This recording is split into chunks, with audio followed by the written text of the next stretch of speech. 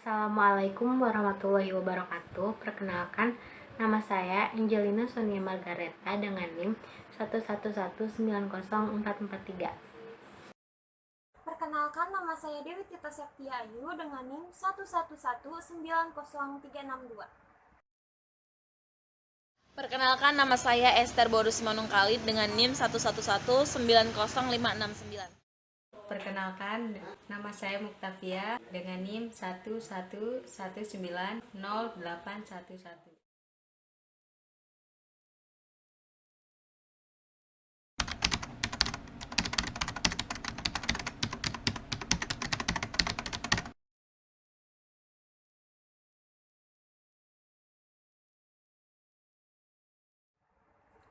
Bab 1, Pendahuluan 1.1 Umum.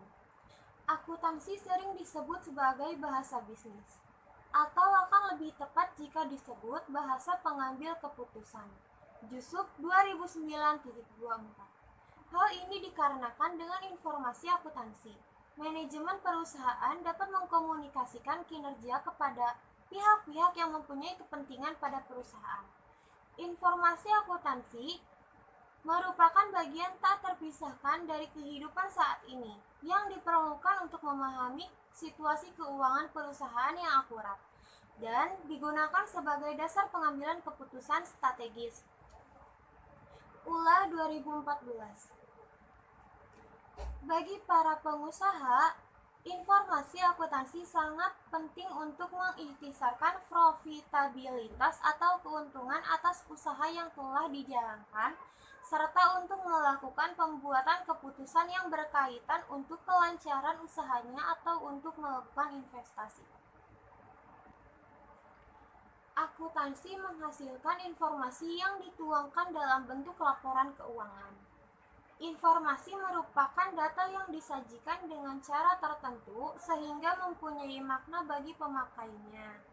Suatu informasi yang bermakna apabila memiliki kemampuan untuk meningkatkan pengetahuan dan keyakinan pemakai dalam pembuatan keputusan. Informasi dikatakan memiliki kualitas jika berkaitan dengan intensitas informasi untuk menambah pengetahuan, menambah keyakinan, dan dapat merubah keputusan. Aprianto 2014. 1.2 Maksud dan tujuan. 1.21 Maksud. Pengujian perbaikan ini sangatlah penting.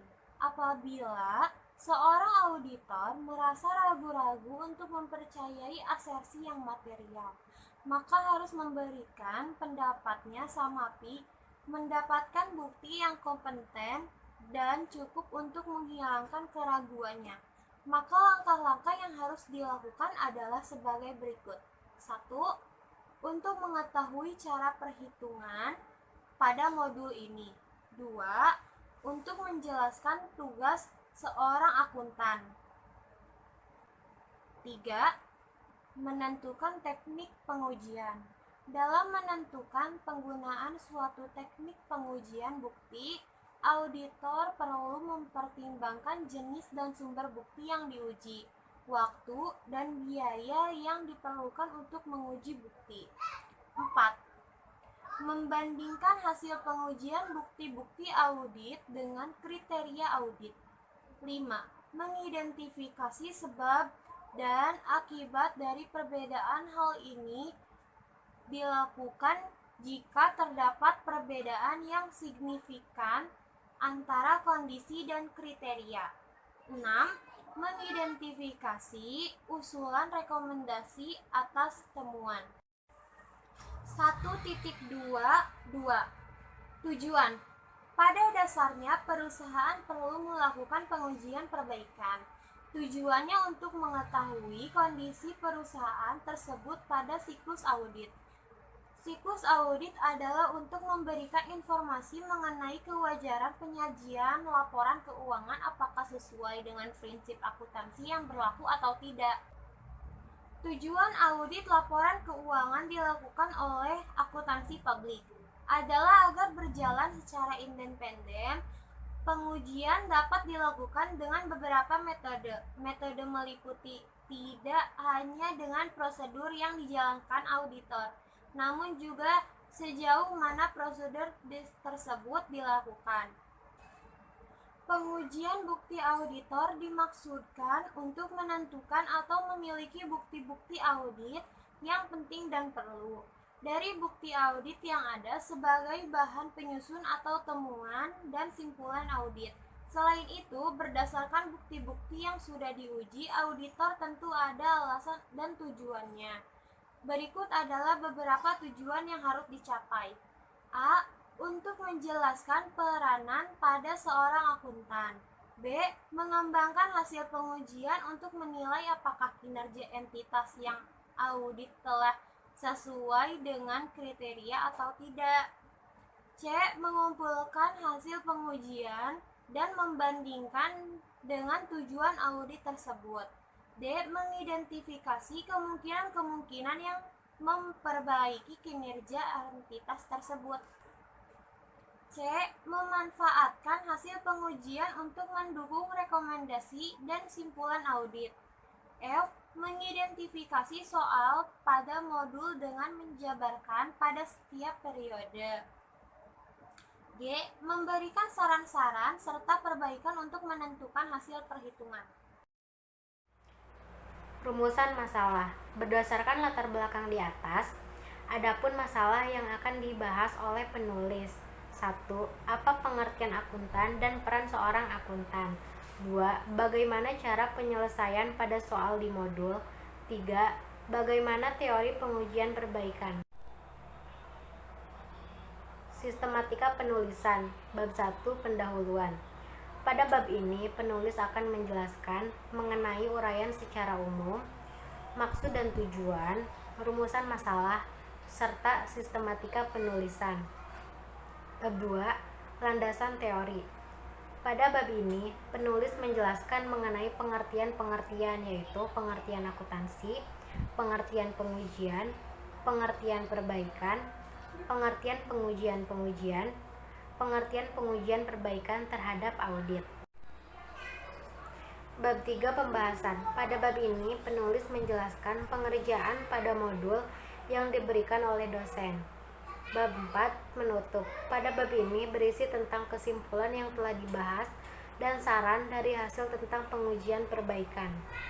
Di sini saya akan menjelaskan tentang landasan teori. Yang pertama, pengertian akuntansi. Akuntansi adalah pengukuran, penjabaran, atau pemberian kepastian mengenai informasi yang akan membantu manajer, investor, otoritas pajak, dan pembuat keputusan lain untuk membuat alokasi sumber daya keputusan di dalam perusahaan, organisasi non-profit, dan lembaga perintah. Menurut Indah Ratnaningsi, I Gusti Ngurah Agung Suryana, A Jurnal Akuntansi 2014, efektivitas sistem informasi akuntansi merupakan suatu keberhasilan yang dicapai oleh sistem informasi akuntansi dalam menghasilkan informasi secara tepat waktu, akurat, dan dapat dipercaya. Jika seorang wirausahawan memiliki pengetahuan tentang akuntansi yang baik, maka wirausahawan ini tidak akan menggunakan dan memahami informasi akuntansi yang digunakan dalam pembuatan keputusan investasi. Begitu pula sebaliknya, jika seorang wirausaha tidak memiliki pengetahuan akuntansi yang baik, maka wirausahawan ini tidak akan dapat memahami dan menggunakan informasi akuntansi yang baik. Pengujian adalah proses yang bertujuan untuk memastikan apakah semua fungsi sistem bekerja dengan baik dan mencari kesalahan yang mungkin terjadi pada sistem. Tujuan dan pengujian adalah untuk mendeteksi kesalahan waktu proses atau routine error, kesalahan yang terjadi ketika program dijalankan. Abdul Rauf Himsyatek, 2012, pengujian proses untuk menemukan error pada perangkat lunak sebelum dikirim kepada pengguna. Perbaikan. Pengertian dari perbaikan itu sendiri adalah usaha untuk mengembalikan kondisi dan fungsi dari suatu benda atau alat yang rusak akibat pemakaian alat tersebut pada kondisi semula. Proses perbaikan tidak menurut penyamanan sesuai kondisi awal. Yang diutamakan adalah alat tersebut bisa berfungsi normal kembali. Audit. Pengertian audit secara umum yaitu audit merupakan proses untuk memperoleh mengevaluasi bukti secara objektif mengenai suatu pernyataan tentang kegiatan ataupun kejadian ekonomi yang memiliki tujuan untuk menetapkan tingkat kesesuaian antara pernyataan-pernyataan tersebut dengan kriteria yang telah ditetapkan oleh pihak organisasi dan menyampaikan hasil akhir kepada pihak berkepentingan. Menurut Haryono Jusuf, auditing adalah suatu proses sistematis untuk mendapatkan dan mengevaluasi bukti yang berhubungan dengan asersi tentang tindakan-tindakan dan kejadian-kejadian ekonomi secara objektif untuk menentukan tingkat kesesuaian antara asersi tersebut dengan kriteria yang telah ditetapkan dan mengkonfirmasi hasilnya kepada pihak-pihak yang berkepentingan. Merupakan suatu proses terpadu mengenai pengumpulan, penilaian, dan pengujian atas aktivitas suatu kegiatan. Menurut Fitri Setiawati Sulaiman, Media Jurnal Informatika, sistem informasi mempunyai peran sangat penting dalam memberikan keunggulan di dunia usaha, di mana investasi sistem informasi semakin besar namun tidak mendukung pencapaian tujuan dan strategi yang diharapkan oleh organisasi. Untuk itu, tata kelola teknologi informasi diperlukan. Bab 3 pembahasan yaitu repeat expenses atau biaya dibayar di muka. Tujuan audit atas repeat expenses yaitu 1. Meyakinkan bahwa saldo pada tanggal neraca merupakan biaya yang masih mempunyai manfaat di masa yang akan datang. 2. Memastikan bahwa penambahan selama periode pemeriksaan merupakan pembebanan yang wajar terhadap pemeriksaan tersebut, serta merupakan biaya yang masih mempunyai nilai manfaat di masa yang akan datang. Ketiga, actuary and cut-off meyakinkan bahwa pembebanan biaya yang dibayar di muka memang merupakan beban untuk tahun berjalan yang telah dihitung atas dasar yang dapat diterima dan konsisten dengan dasar yang digunakan periode sebelumnya. Keempat, classification and disclosure menentukan bahwa perkiraan-perkiraan tersebut telah diklasifikasikan dengan tepat dan hal-hal yang penting telah diungkapkan dalam laporan keuangan. Selanjutnya adalah rincian atau schedule rekening biaya dibayar di muka PT Seroja selama tahun 2016. Untuk penyelesaian nomor 1 yaitu keterangannya Gedung Kantor Pusat Jalan Jenderal nomor 20 lantai 9 KAP 7-9 Menara Jenderal Jakarta Pusat untuk periode dari tanggal 1 bulan Januari 2015 sampai dengan tanggal 31 Desember 2016.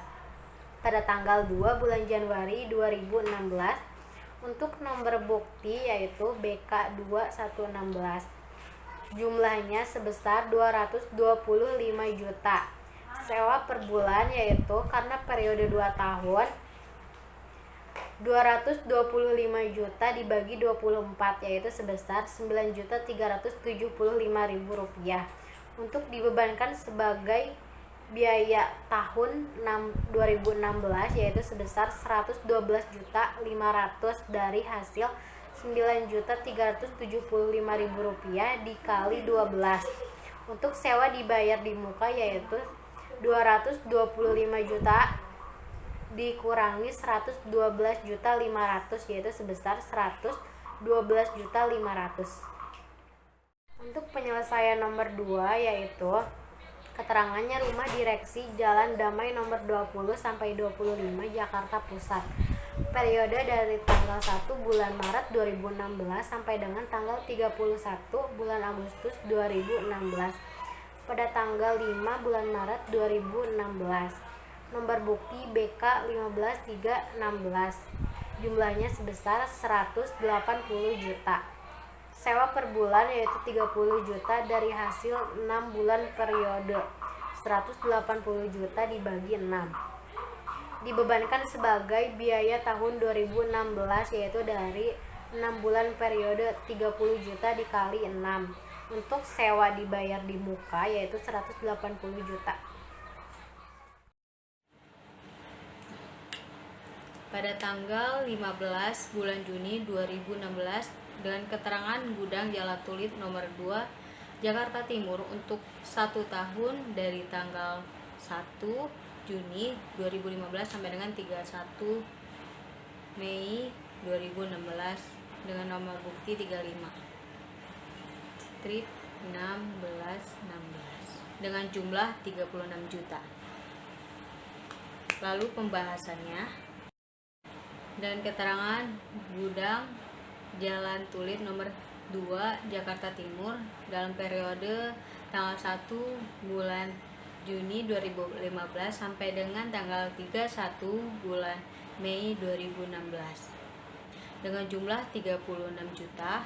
Sewa per bulan dibagi 12 bulan yaitu untuk 1 tahun menjadi 3 juta, dan dalam periode Juni ke Mei yaitu 7 bulan, kita kalikan 3 juta dikali 7 menjadi 21 juta dibebankan sebagai biaya tahun 2016. Lalu sewa dibayar di muka menjadi 15 juta, 36 juta dikurangi 21 juta menjadi 15 juta. Dalam periode tanggal 1 bulan Oktober 2015 sampai dengan tanggal 31 bulan Maret 2016 dengan jumlah 21 juta dibagi 6 bulan dengan sewa per bulannya menjadi 3.500.000. Lalu kita kalikan dengan per tahun menjadi 2 bulan 3 juta kali 3.500.000 dikali 2 menjadi 7 juta. Lalu 21 juta dikurangi 7 juta, sisa saldonya menjadi 14 juta. Lalu kita akan jumlahkan saldo yang tadi telah kita hitung semuanya, yaitu dengan jumlah menjadi sewa per bulan menjadi 45.875.000, sedangkan dibebankan sebagai biaya tahun 2016 251.500 juta, dan sewa dibayar di muka tahun 2016 menjadi 136.500.000. Bab 4 penutup. Kesimpulan. 1. Akuntansi adalah pengukuran, penjabaran, atau pemberian kepastian mengenai informasi yang akan membantu manajer, investor, otoritas pajak, dan pembuat keputusan lain untuk membuat alokasi sumber daya keputusan di dalam perusahaan, organisasi non-profit, dan lembaga pemerintah. 2. Menurut Muhammad Alwi Al-Faqih, OSF, Preprint 2020, audit merupakan suatu proses terpadu mengenai pengumpulan, penilaian, dan pengujian atas aktivitas suatu kegiatan. Audit sistem informasi merupakan proses terpadu kegiatan, yaitu melakukan pengumpulan, penilaian, dan pengujian atas aktivitas kegiatan di lingkungan sistem informasi. 3. Menurut Mulyadi 2010.29, auditing adalah suatu proses sistematik untuk memperoleh dan mengevaluasi bukti secara objektif mengenai pernyataan tentang kegiatan dan kejadian ekonomi, dengan tujuan untuk menetapkan tingkat kesesuaian antara pernyataan-pernyataan tersebut dengan kriteria yang telah ditetapkan, serta penyampaian hasil-hasilnya kepada pemakaian yang berkepentingan. Sekian presentasi dari kami. Terima kasih atas perhatiannya. Mohon maaf jika ada tutur kata yang kurang berkenan. Mohon dimaafkan. Wassalamualaikum warahmatullahi wabarakatuh.